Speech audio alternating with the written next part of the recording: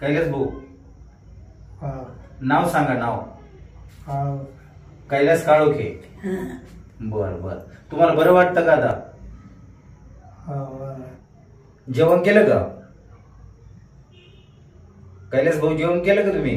हा बर बर बर. करा आराम, मी तुम्हाला भेटायला येईल पुन्हा. हा काळोखे.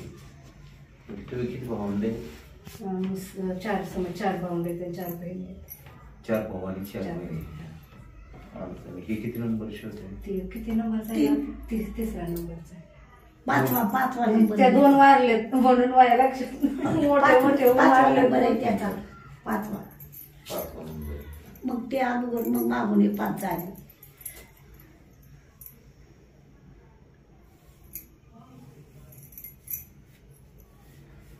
आता आपण आहे ना थोडीशी जे काही तुमच्या पेशंटला फरक पडला त्या दिवशी तुम्ही माझ्याकडे भेटायला आले होते. अजून तुमचे बंधू एक होते, भाचा होता, अजून एक बहीण होती, 3-4 जण आलेले होते. तर त्या कंडिशन मध्ये काय होतं आणि आता त्यांच्या परिस्थितीमध्ये काय बदल आहे एवढं? आता परिस्थिती म्हणजे औषध दिल्यापासून जेवण जाते. पहिल्यांदा असं थोडं पाणी जरी टाकलं तरी इकडून इकडून थोडं सुद्धा पाणी जात नव्हतं आणि हात बी उचलत नव्हता इकडचा. म्हणजे पहिल्यांदा अगोदर थोडा सुद्धा उचलत नव्हतं. आता औषधाची सुरुवात केली, हात उचलत, थोडा पाय हालचाल करतो, जेवण जातं, हाका मारितो, आवाज देतो मोठ्याने. तर पहिल्यांदा काहीच नव्हतं, पहिला आवाज एकदम वगैरे काहीच काहीच नाही. मला तुमच्या दुसऱ्या एक बहिणीने सांगितलं की म्हणजे आम्ही हॉस्पिटलमध्ये जरी त्यांना नेलं तर कळत नव्हतं, काहीच कळत नव्हतं. सलाईन दिलं तरी कळत नव्हतं, काहीच इंजेक्शन दिलं. नाही. खरे घेते. हा खरंय. मग डॉक्टर म्हणले घरी घेऊन जा.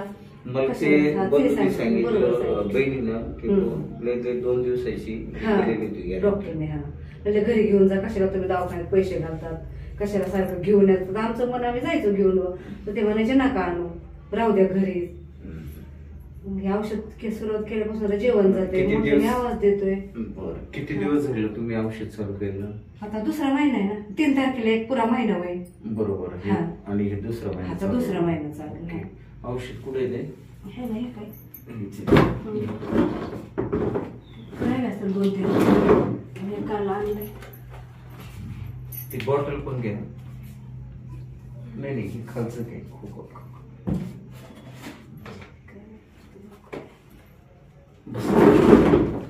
हेच मेडिसिन आहे ते.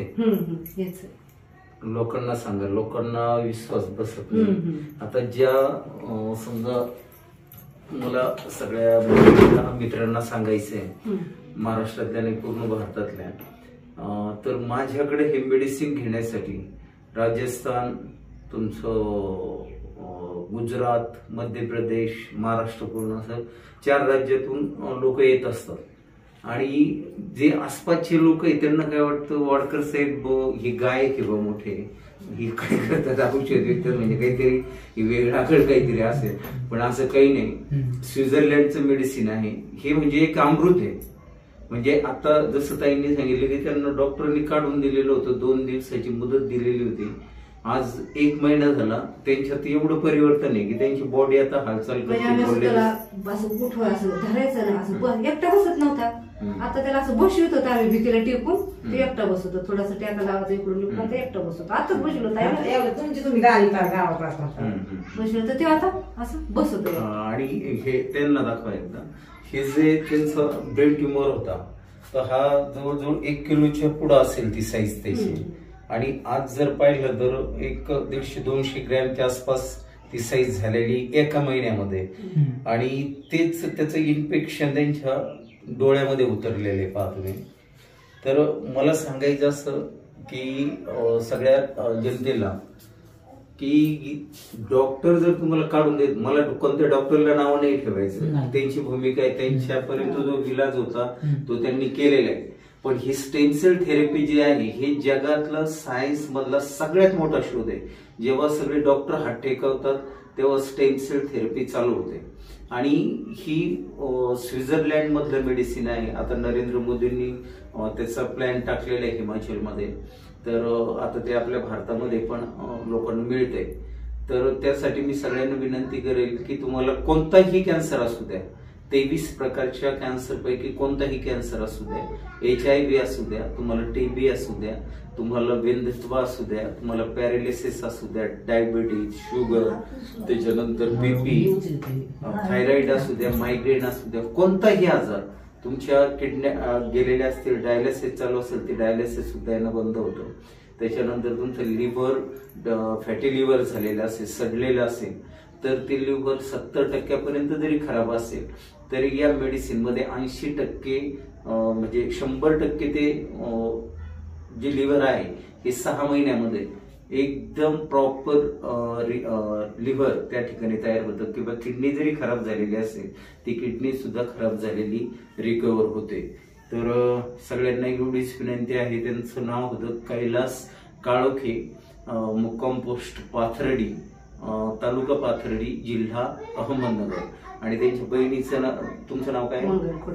मंगल खुडे. आणि एका बहिणीचं नाव आहे कोमल राजपूत, बरोबर ना? कोमल राजपूत. असे हे म्हणजे 4 बहिणी आणि 4 भाऊ, असं 8 कुटुंबाचं हा परिवार आहे. त्या ठिकाणी त्यांची मातोश्री बसलेली आहे, आई. त्या आई आहेत, त्या त्यांच्या आत्या आहेत, आणि हे इकडं त्यांच्या भाचे आहेत. आणि हे आहेत पाथर्डीचे सुवर्णकार, प्रख्यात असे कारागीर, सुवर्ण अलंकाराचे सन्माननीय उदयदादा चिंतामणी. तर यांच्या सर्वांच्या माध्यमातून आपण त्यांच्यावर ह्या स्टेम सेल थेरपीचा विलास करतोय. त्याला यश येतं. आई जगदंबा मोठा देवी त्यांना चांगल्या पद्धतीने रिकव्हर करते. फक्त एकच इच्छा, त्यांनी जर आपल्याला अजून 2 महिन्यासाठी जर साथ दिली त्या औषधाला त्यांनी, तर त्यांच्या बॉडीमधून 6 महिन्याच्या आतमध्ये आपण हा कॅन्सर नावाचा आजार हा कायमचा हा त्यांच्या बॉडीमधून निघून जाईल आणि ते एकदम क्लिअर होतील. तर सगळ्यांनी आपण या ठिकाणी भगवंताला आई जगदंबेला एवढीच अपेक्षा करूया, लवकर त्यांना एक निरोगी आयुष्य मिळावं. धन्यवाद. थँक्यू.